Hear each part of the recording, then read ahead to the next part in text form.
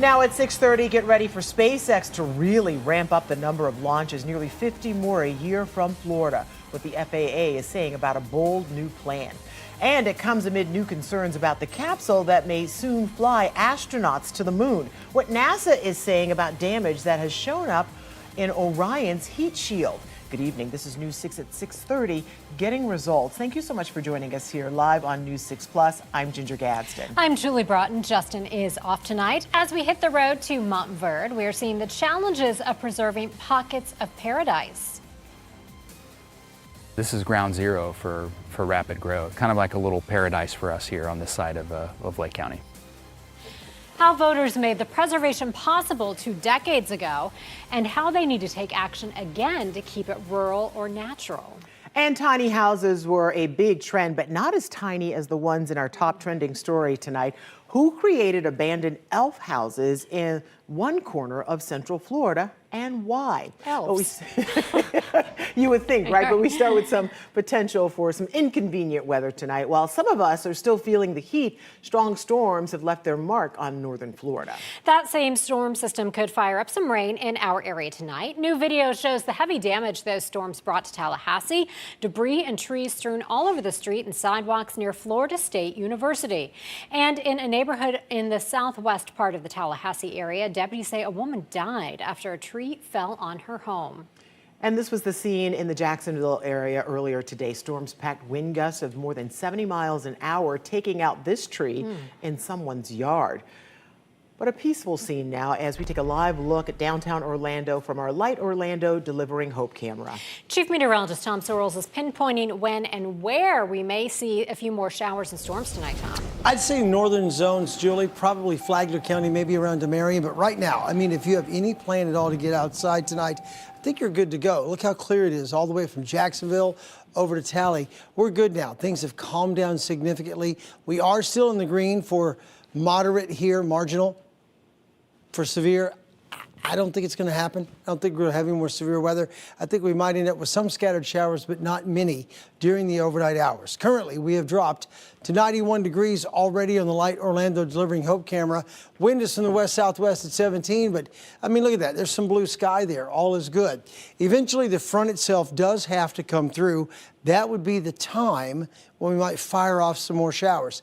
I'll be back to pinpoint the progress of that front, time it out for you during the overnight, and then talk about how much better things are looking for tomorrow and most especially Mother's Day Sunday. Okay, Tom, thank you. Even where we saw storms today, we are still feeling the heat. And if you needed a reminder not to leave your pets in the car, take a look at these faces. Firefighters pulled 4 puppies out of a car this weekend at Disney Springs. While one of them died, the 3 survivors have new homes tonight with the humans who rescued them. News 6's Troy Campbell is down at Disney to talk to them. We spoke with the firefighters who rescued the 3 puppies. The animals have now been adopted and are living with the first responders and their families. Let's take a look at the puppies. They're 13 weeks old. They were each cleared by a vet earlier this week. We're told they're in good health after a veterinarian from Animal Kingdom helped perform life-saving measures on the pups. The Central Florida Tourism Oversight District says on Saturday evening their crews were called to a parking garage inside Disney Springs on a report of puppies locked in a car. Once crews arrived, they discovered 4 puppies inside of that vehicle. Investigators say the person who owns the car had just purchased the puppies and told them the animals had been in the hot car for about 90 minutes while they enjoyed dinner at Disney Springs. One of the puppies died.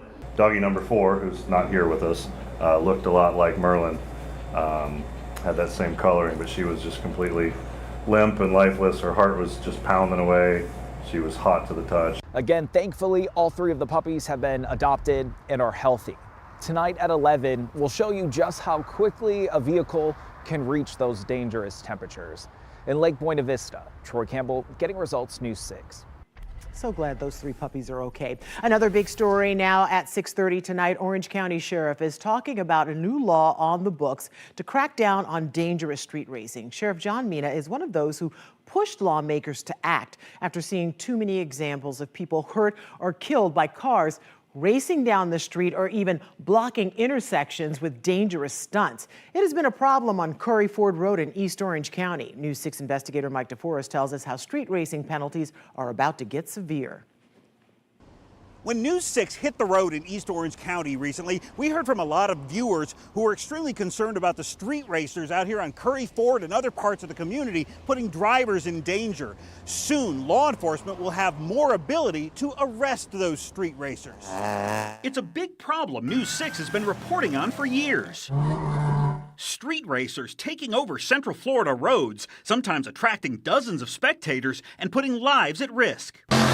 Kat Thomas took this video in her West Orange County neighborhood last year. There's a roundabout. They like to do these kind of drifts where they do the donuts around it, and when they do that, the tires screech. Starting in July, the penalties for street racing will get much more painful.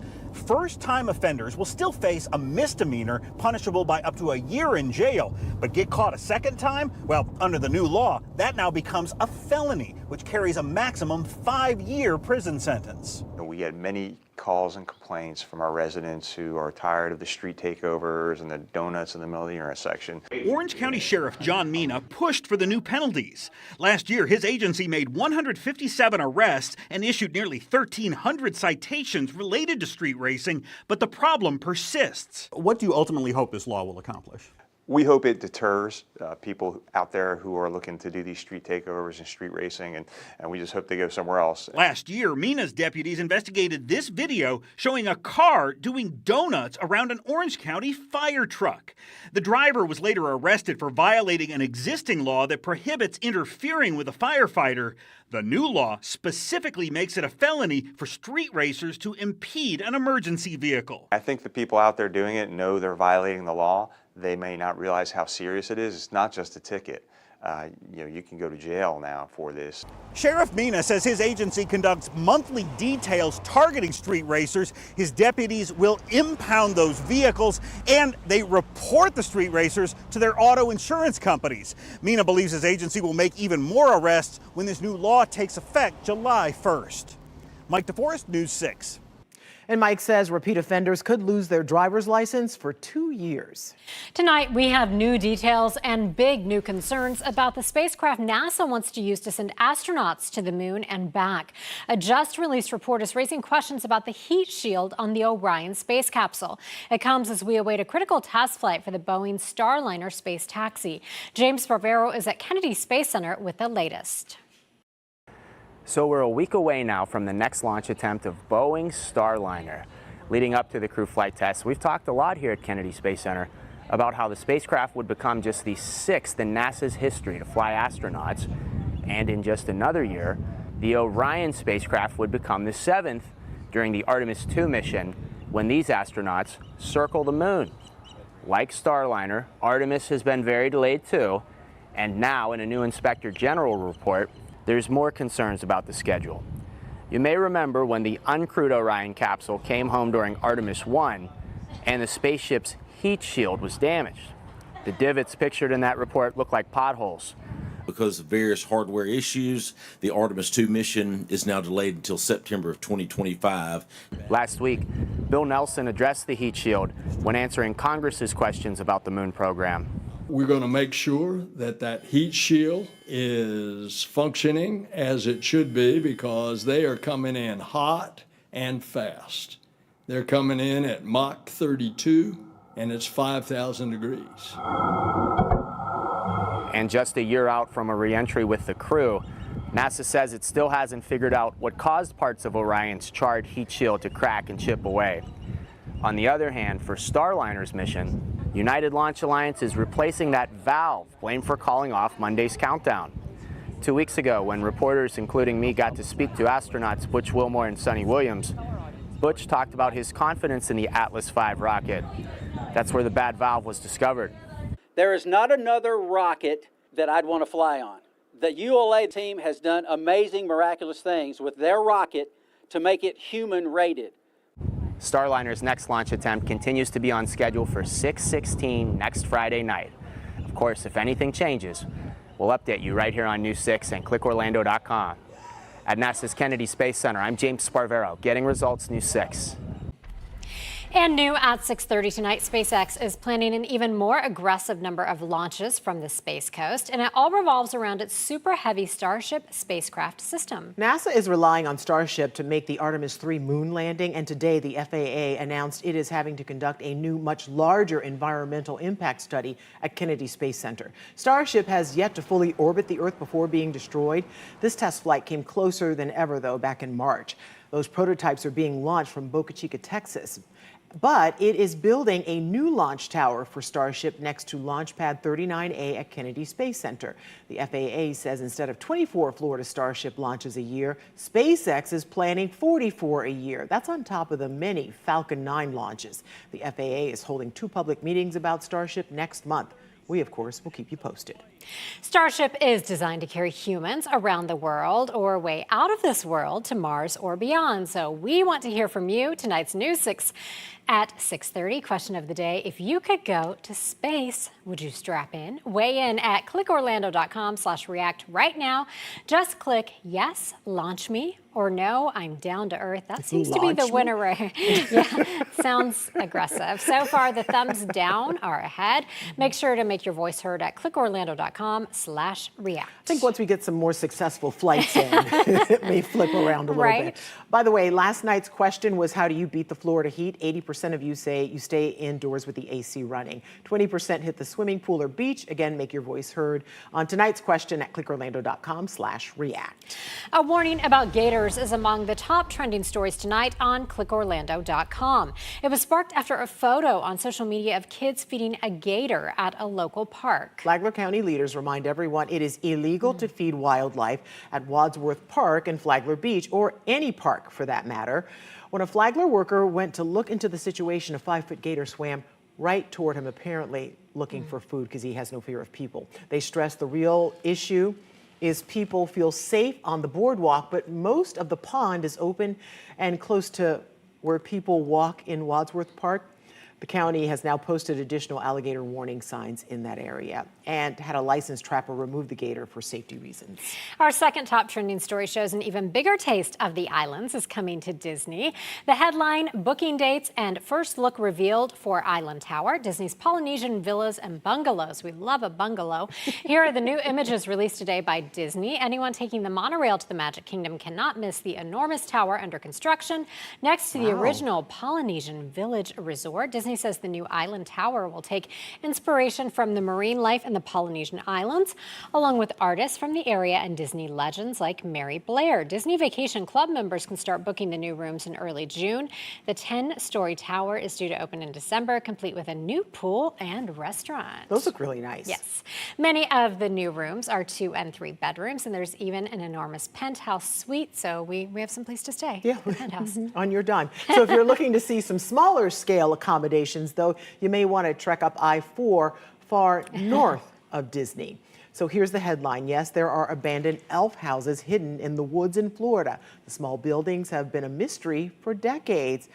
But you know who's good at cracking mysteries? Who? We got the guy. ClickOrlando.com and News 6 digital producer Anthony Talcott. I think we have to get you some kind of new name, Anthony. I don't know. Yeah, so you have seen these little elf houses in person, right? Or have you? Oh, yeah. I went out there myself. And to get there, I had to look pretty carefully off of US 1 just south of Oak Hill. Because hidden in the woods there are a couple of small, crumbling structures made of concrete and rebar. Now, the concrete structures are actually called elf houses by the folks who come across them. Because they're pretty small, they're crumbling away, and they're being overtaken by some of the nearby foliage. So they kind of just fit in with nature. Now, one of them I like to call the window house, because it's basically just a small building with windows all along the sides, and the other is domed and littered with tiny portholes all along the roof. I call that one the hole house. Now, where did they come from? Tanya Petraka with the Oak Hill Museum did some investigating for us and found out that this used to be a bit of a tourist trap back from the mid-1900s. Now, according to her, the space craze brought in tons of tourists at the time, and because I-95 wasn't around yet, they had to pass through this area to get to the Space Coast. Now, one of the houses was used as a fruit stand. The other, the one with the portholes, was used for exotic flowers. Now, the buildings were left abandoned in the aftermath of the space craze, and now they're just sitting in the ruins in the woods. Now, it is private property, so we aren't sharing the exact location, but if you're interested in our other strange sights and mysteries across Florida, Central Florida, you can look for my stories on the homepage of clickorlando.com. Ginger, Julie? So I just have a personal question. I'm 6 feet tall. Do you think the Gadstons would kind of fit into those tiny homes? Well, I'm going to tell you right now, I couldn't even fit in there myself. So I think you're going to have a tough time with that one. Well, like how tall were they? Because I imagine elves is much smaller than those houses Let's were. see. So About I think those houses 5'11". Okay. I deduct down to about here. So Okay. I think those are too big for elves. I think elves yeah, they are might much be a little smaller. too big for all of us, honestly. So Okay. Just wondering, so I won't go try and find it. I won't ask you the secret location. Yeah, wouldn't recommend it. Yeah, but, okay. You know. Thanks, Tony. Have a good weekend. Well, we certainly hope hurricanes don't become a trend. We're expecting an active season, and it starts June 1st. Yeah, fortunately, we do get warning thanks to some brave men and women who don't fly away from storms. They head right through them. Why the hurricane hunters touched down in Sanford today to spread an important message. Plus, back from the brink of extinction, how a South Florida nuclear plant has helped crocodiles not just survive, they are thriving. The word is getting out. The word is definitely getting out about Montverde. Montverde welcomes new families, but they are pushing to keep the wildlife protected. Why that could be in the hands of voters next. You're watching News 6 at 6:30 live on News 6 Plus. We're getting results in New Smyrna Beach, Paisley, and all of Central Florida. We'll be right back. Brought to you by your local Toyota dealers. Toyota, let's go places.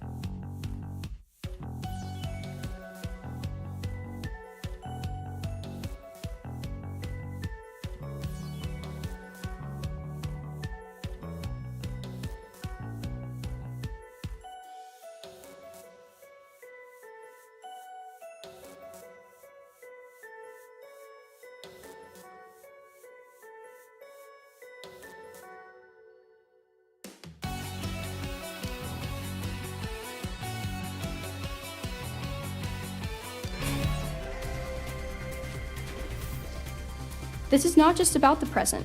It's about ensuring a future where the beauty and bounty of Lake County continue to inspire and sustain us all. That was Montverde Academy junior Sophie Ressler showing her support for a new push to preserve what's natural in zip code 34756 and beyond. She addressed the Lake County Commission last month. Now, commissioners are allowing voters to have their say on preserving green space. A measure approved by voters in 2004 is up for renewal on the November ballot. It would add about $21 a year to the average property tax bill for the next 20 years. News 6's Lisa Bell recently spoke with Montverde Lake County Commissioner, who says it's already had a big impact.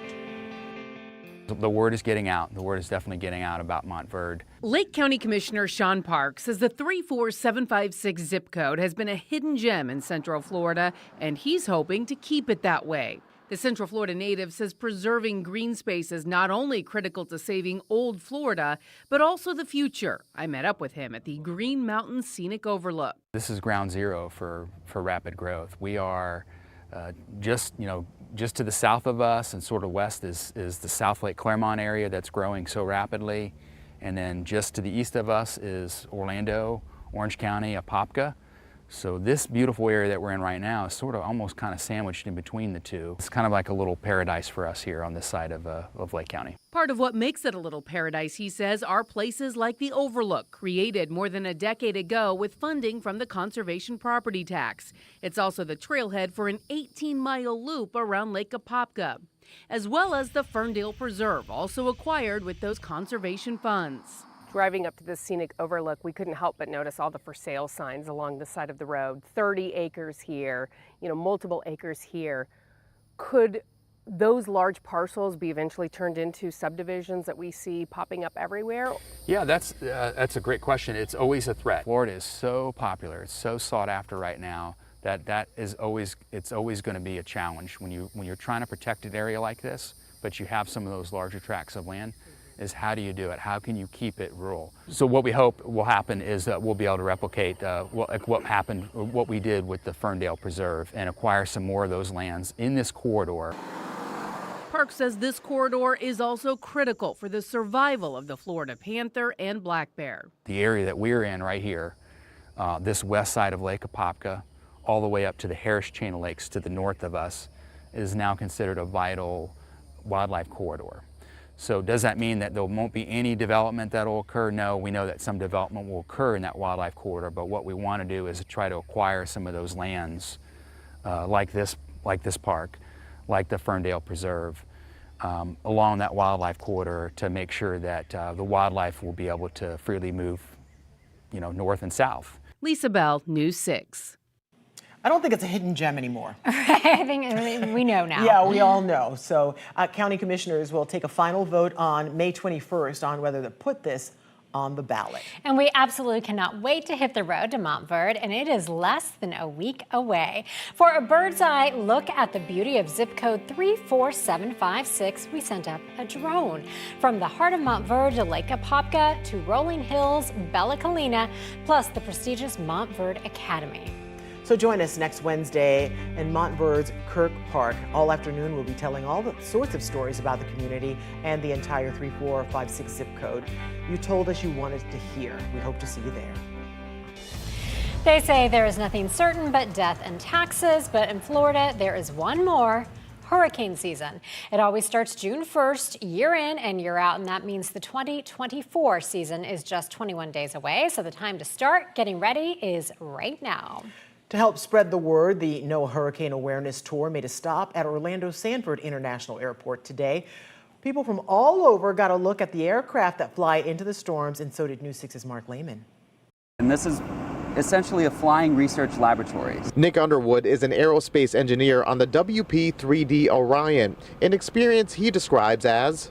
I always liken it to being on a wooden roller coaster that's inside of an automatic car wash. Underwood deploys instruments out of the aircraft that measure atmospheric and oceanic conditions. This is a GPS dropson, so think of this like a weather balloon but backwards. Now the dropsons are deployed from any one of these tubes here on the bottom of the aircraft. Once they make it into the hurricane, they're feeding back data real time to be analyzed on board. You're sitting here watching the data as it's coming in. Exactly. Right? Watching the data, launching the instruments out, that's my job. Okay. We got a tour on board where Underwood joins a team of scientists, meteorologists, navigators, and pilots. They work together to get information back to the National Hurricane Center. How vital is it to be able to have this data in real time? It's incredible because especially as storms are growing in intensity, especially as they're moving, they can go under rapid intensification. All of this to get a better idea of a storm's path and help you be prepared if a hurricane comes our way. Why do you think it's important to have something like this where people can come and see what you do? It's important for the public to understand the mission that we're doing, why it matters to them, how the storms are obviously impacting Florida a lot. In Sanford, Mark Lehman, Getting Results, News 6. Every year, our entire team of News 6 meteorologists works to make sure you know how to prepare for hurricane season. This year's 1-hour hurricane special is coming up June 3rd. But after the show, Tom, Candace, Jonathan, Samara, Michelle, and me will sit down and answer your questions. So what do you want to know? We'll share our experiences of past storms and what goes on behind the scenes. Send in your questions for our team right now at clickorlando.com/insider. We were showing the aerial of all the flooding, and Tom, you made an audible grunt because I think you were in the chopper at that time. Right, When that was I know happening. exactly Yeah, when it I was. I felt your pain. You were like reliving that. Yeah. We're seeing those two lakes, two pond lakes, come together over there in the winter park. Oh, just. I know, you got the bird's eye view of that, and it was not pretty. Don't want to live that again. Hey, take a look at what's going on radar tonight. We have a chance of rain during the overnight. My lawn is still a crispy critter. How about yours? Crunchy. Little on the crunchy side. Yeah, they are. Radar tonight is dry for the moment. We had rain earlier, way up here, way up north. And right now tonight over here south of Tallahassee, a couple of lightning strikes in the last half of an hour or so have flared up. So we're going to continue to watch this into the night, but I really believe the major threat's long since gone.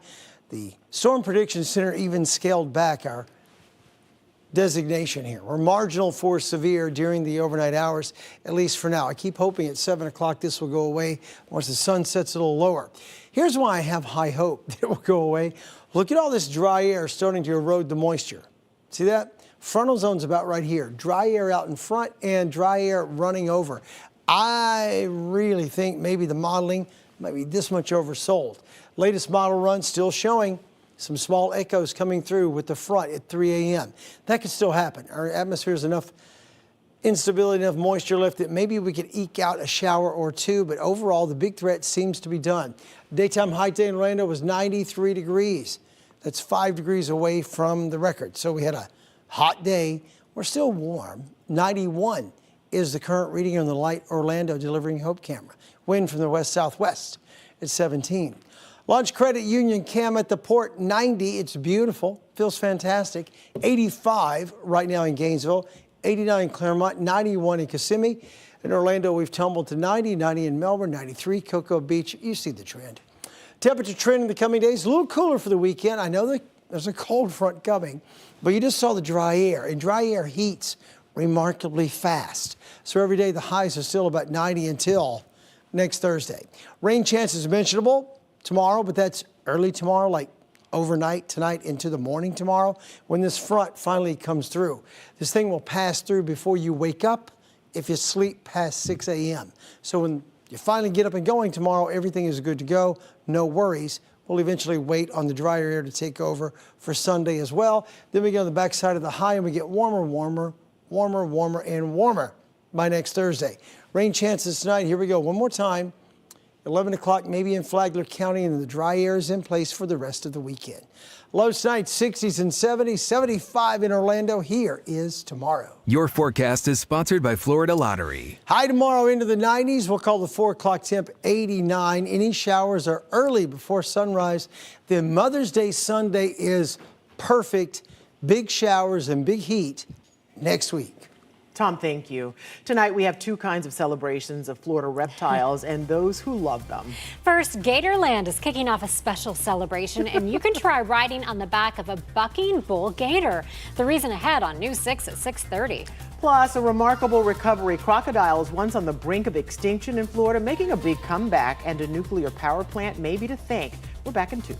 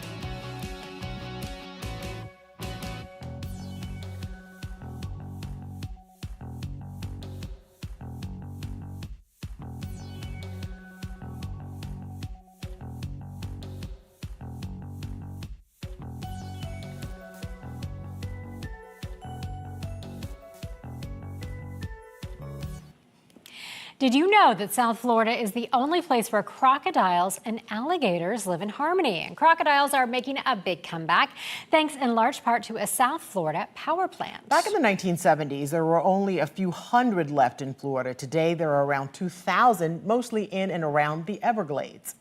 So basically, we go out when the nesting season starts to see how many potential nests we might have. Those nests spread out over 168 miles of canals covering 11,000 acres south of Miami. Florida Power and Light dug out these canals to cool the Turkey Point nuclear generating station. The crocs moved here to lay their eggs because warmer temperatures and development destroyed their habitat elsewhere. It's a sanctuary for them. They're safe here. We have one of the most concentrated nesting areas for American crocodiles in Florida and the United States. FPL pays a team of biologists to take care of the hatchlings. Female crocs typically lay their eggs in April and May before hatching in August. They are so beautiful. Aren't they? You can sometimes spot crocodiles on the Canaveral National Seashore, but you can always find them at Gatorland. One of our favorite local attractions is turning 75 this year. Wow, they look great. Yes. And next weekend, they're throwing a Gatorland version of a 75th birthday party. It's the 5th annual Gatorpalooza Fest. Who's that dude? I don't know. Next Saturday and Sunday. They sent out 2 images to raise interest. That one certainly did. In addition to that man and his mullet, expect food, artisans, cake, and of course, gators. And this year, move over mechanical bulls. Cowgirls and cowboys can try riding on the back of a bucking bull gator. That is quite an offer and quite an image. Gatorpalooza celebrating Gatorland's 75th is May 18th and 19th. Find full details on clickorlando.com. We're going to need more details on those 2 images, especially Mullet Man. You know, I think he didn't have a shirt on with his overalls. I noticed that. That's the least of his problems. What she said. Thank you for watching News 6 at 6:30. Stream News 6 online anytime on our News 6 Plus Smart TV app. Remember, we break news on clickorlando.com. See you tonight at 11.